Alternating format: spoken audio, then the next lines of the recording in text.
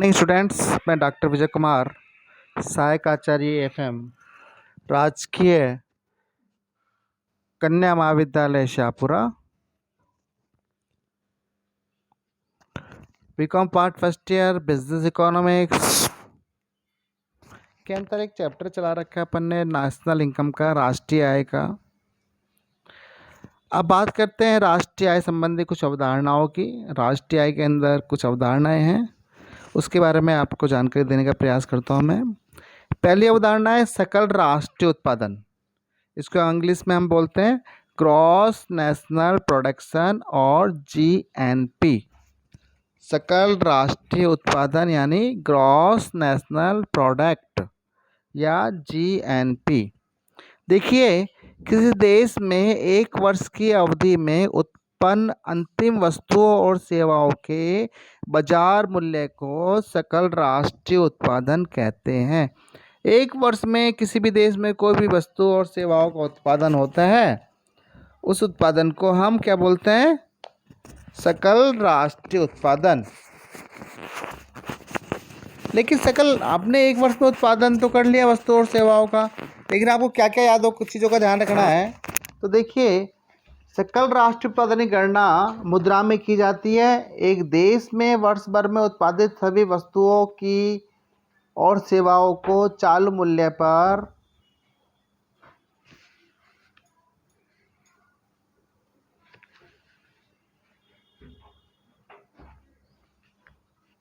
मुद्रा द्वारा मापकर जोड़ दिया जाता है।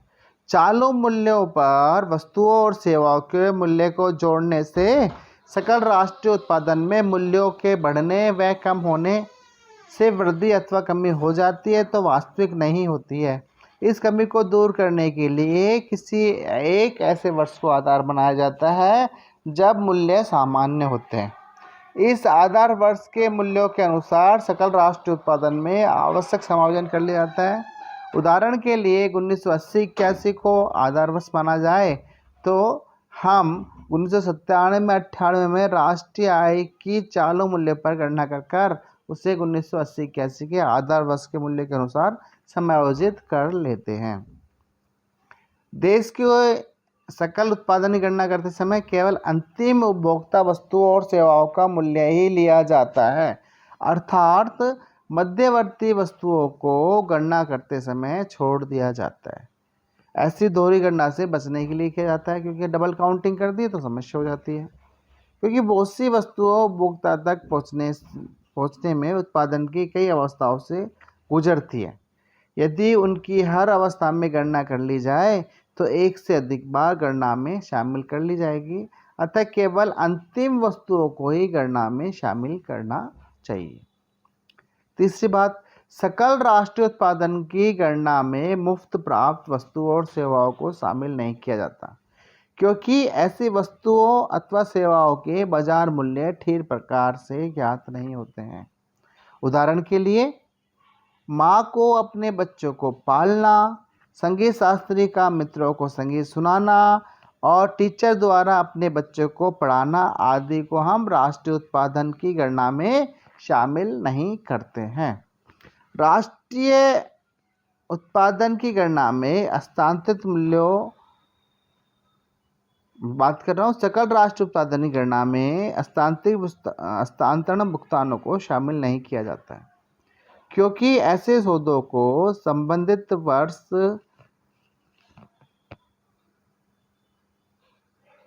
का उत्पादन नहीं माना जाता है।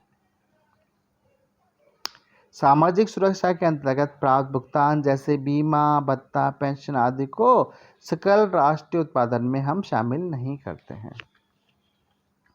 पूंजी परिसंपत्तियों के बाजार मूल्यों में होने वाले परिवर्तनों के कारण जो लाभ एवं हानियां होती है, उन्हें भी हम राष्ट्रीय आय में शामिल नहीं करते हैं। सकल राष्ट्रीय उत्पादन में अवैध क्रियाओं से प्राप्त आय को भी हम शामिल नहीं करते हैं। यद्यपि यह बात सही होती है कि जिन वस्तुओं में कालाबाजारी होती है उनका मूल्य होता है और वे लोगों की आवश्यकताएं पूरा करती है, परंतु ये क्रिया सामाजिक दृष्टि से वांछनीय नहीं होने के कारण उनके क्रय विक्रय से प्राप्त आय को राष्ट्रीय आय में शामिल नहीं किया जाता है। इन वस्तुओं के संबंध में ये ज्ञात करना कठिन होता है कि वह चालू वर्ष में उत्पादित हुई है अथवा पिछले वर्ष में उत्पादित हुई है। इनमें से अनेक वस्तुओं को तस्करी द्वारा विदेशों से भी प्राप्त किया जाता है। तो सकल राष्ट्रीय उत्पादन के संबंध में आपको निम्नलिखित चीज़ों का ध्यान रखना होगा। अगली बात करते हैं हम। शुद्ध राष्ट्रीय उत्पादन, नेट नेशनल प्रोडक्शन और NNP, सकल राष्ट्रीय उत्पादन में से हास मतलब डेप्रिसिएशन को घटाने के बाद जो शेष राशि बच जाती है वो शुद्ध राष्ट्रीय उत्पादन कहलाती है। सकल राष्ट्रीय उत्पादन उपभोग अथवा पूंजी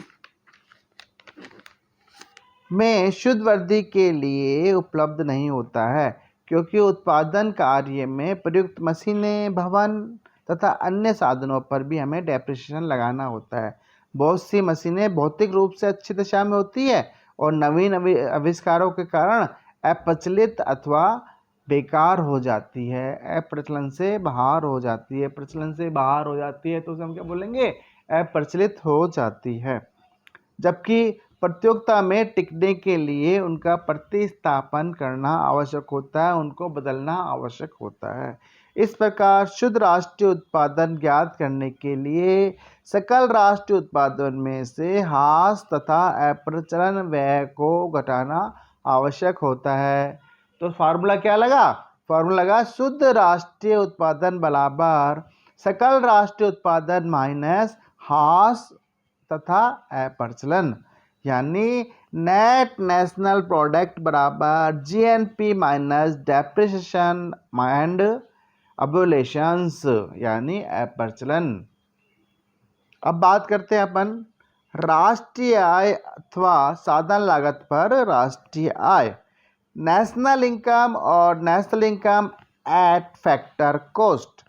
शुद्ध राष्ट्रीय उत्पादन में अप्रत्यक्ष करों को घटाने तथा सरकार से प्राप्त अनुदानों को जोड़ने पर, देखिए अभी तक आपने पहले सकल राष्ट्रीय उत्पादन, फिर आपने पढ़ा शुद्ध राष्ट्रीय उत्पादन, अब बात कर रहे हैं आप राष्ट्रीय आय की। तो शुद्ध राष्ट्रीय उत्पादन में अप्रत्यक्ष करों को घटाने तथा सरकार से प्राप्त अनुदानों को जोड़ने पर साधन लागत पर राष्ट्रीय आय प्राप्त होती है।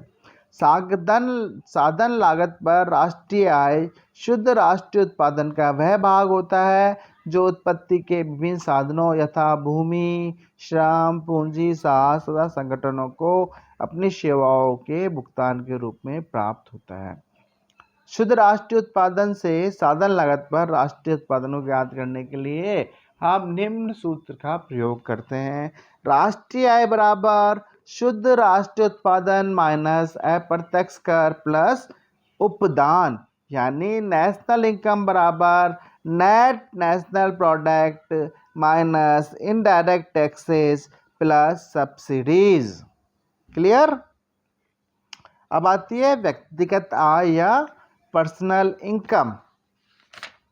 व्यक्तिगत आय उस आय को कहते हैं जो किसी देश में एक वर्ष की अवधि में व्यक्ति अथवा परिवार को वास्तव में प्राप्त होती है।